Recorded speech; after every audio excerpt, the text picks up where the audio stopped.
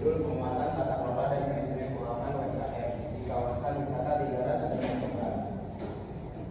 Oke, selanjutnya kita pembahasan latar belakang dan potensi wisata.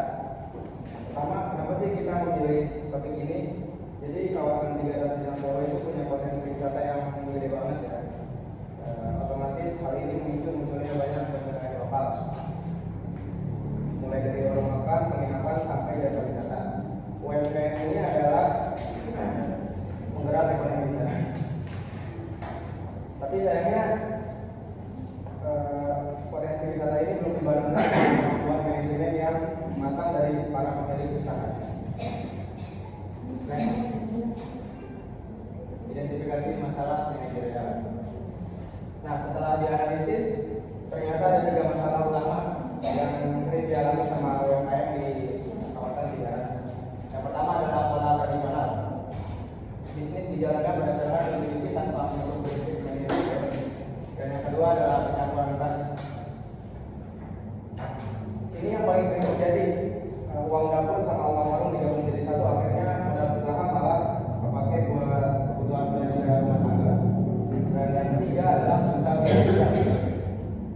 Nggak ada catatan kalian sama sekali, jadi mereka nggak tahu sebenarnya sebulan itu untungnya berhasil berapa atau malah untung gitu. Oke, next. Landasan teori penguatan.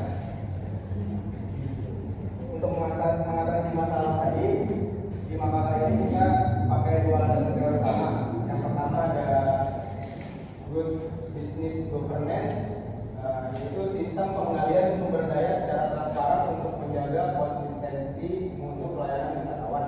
Dan yang kedua adalah literasi keuangan, yaitu penerapan pembukuan sederhana sebagai alat bantu pengambilan keputusan bisnis strategis. Next. Sini kita memakai metodologi penelitian kualitatif, yaitu fokus pada pemetaan fenomena manajerial, library research, pengelolaan literatur ilmiah nasional teradaptasi, analisis isi implementasi data sekunder dari jurnal Rianto 2020.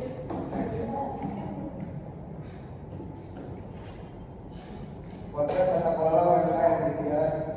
Nah, dari riset tersebut kelihatan bahwa potret nyata UMKM di Tigaras saat ini. Dari segi layanan,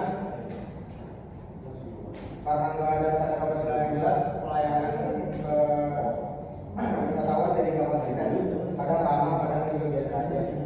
Yang kedua dari segi harganya sering berubah-ubah untuk pasar karena mereka nggak pernah ngitung modal asli, persuasi atau pertama itu berapa.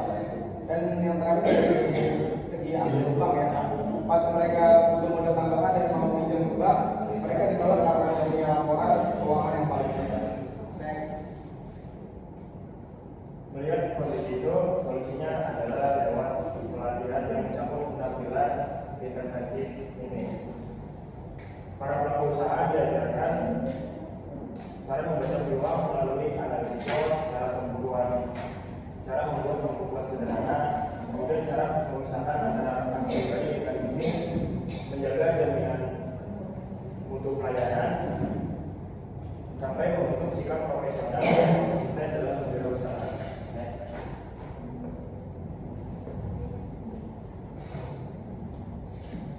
Terus gimana hasil pelatihan itu dilakukan?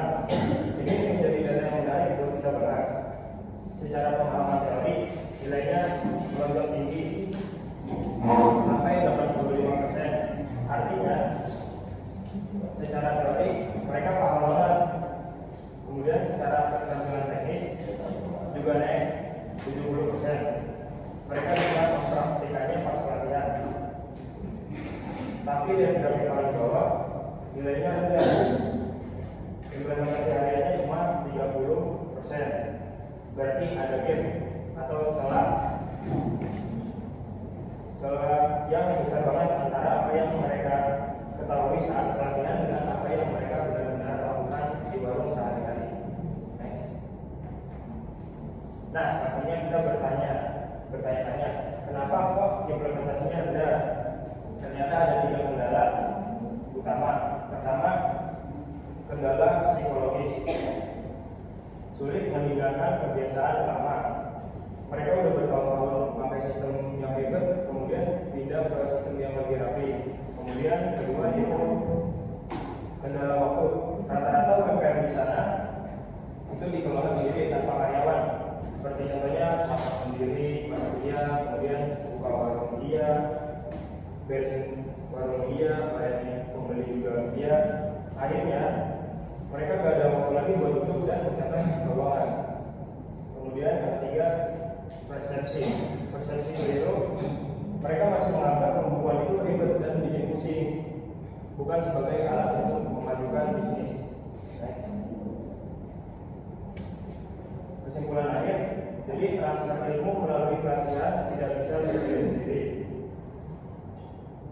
Maksudnya itu, para pelaku UMKM ini juga butuh yang namanya mentoring atau pendampingan berkala, misalnya dari pihak kampus atau dari dinas terkait, buat memenuhi dan membantu mereka sampai pencatatan keuangan itu menjadi hal yang menjadi kebiasaan baru. Sebagai saran penutup, saran rekomendasi, ada dua hal yang kami rekomendasikan. Pertama, digitalisasi, gunakan aplikasi pembukuan ramah pengguna di software untuk menghemat waktu operasional. Dan nggak pakai kertas lagi, yang kertas itu kan bikin ribet. Kemudian saran kedua yaitu disiplin kas. Harus tegas dalam memisahkan kas sendiri untuk menjaga stabilitas modal usaha pariwisata.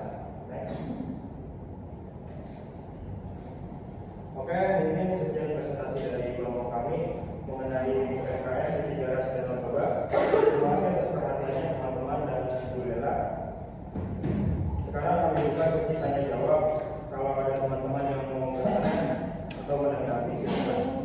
2,000 years later. Pertanyaan dari nomor 1. Apa yang dimaksud dengan good business governance dalam penelitian ini? Pertanyaan kedua, mengapa banyak UMKM Tiga Ras masih kesulitan mendapatkan pinjaman dan bank? Oke, jawabannya adalah good business governance adalah sistem pengelolaan usaha yang transparan, terstruktur, dan konsisten untuk menjaga kualitas layanan serta mendukung keberlanjutan usaha. Dan jawaban yang kedua, karena sebagian besar UMKM tidak memiliki laporan keuangan yang valid dan terdokumentasi dengan baik, sehingga dianggap belum memenuhi syarat atau belum melakukan.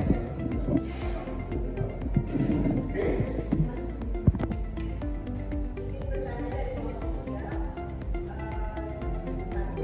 Dari tampilan intervensi pelatihan, mana yang paling penting untuk diterapkan terlebih dahulu?